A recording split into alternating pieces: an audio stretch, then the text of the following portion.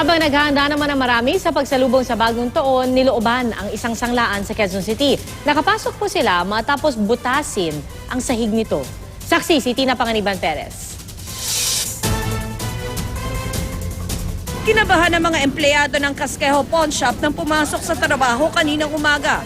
Ang mga siwang sa pinto ng sanglaan, may mga nakapasak daw ng mga tissue at papel na di naman daw nila inilagay. Gustong pumasok kami, nakita ko nga lahat ng mga yung mga kalendar namin.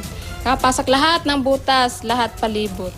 Ang hinala nilang nalooban sila na kumpirma ng buksan ng roll-up window ng sanglaan. Dumating na sila yung may-ari, si Busing. Binuksan na yung pinto. Oo, pero konti lang. Kasi kita na agad yung butas dito eh. Malaking butas ang iniwan ng mga salarin. Gulo-gulo rin ang mga gamit sa sanglaan. May CCTV sa pawn shop at nakunan pa ang mga empleyado habang naghahandang umuwi kagabi. Pagkapatay ng isang empleyado sa ilaw, lumabo ang kuha ng CCTV. Pero kita sa video ang ilaw na ginawa ng acetylene equipment habang binubutas sa mga salarin ng sahig ng sanglaan. Dalawang lalaki may mga dalang flashlight ang lumabas sa butas. Maya-maya, naputol na ang recording.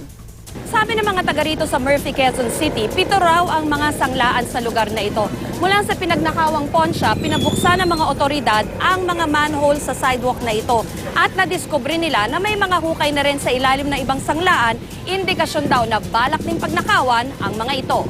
Nakuha sa isa sa mga butas ang isang supot na mga bariyang nagkakahalaga na mahigit 8,000 pesos. Nabawi rin ang acetylene equipment. Ang pulisya, sinusuri na raw ang CCTV para pag-aralan kung sino-sino ang mga nagnakaw.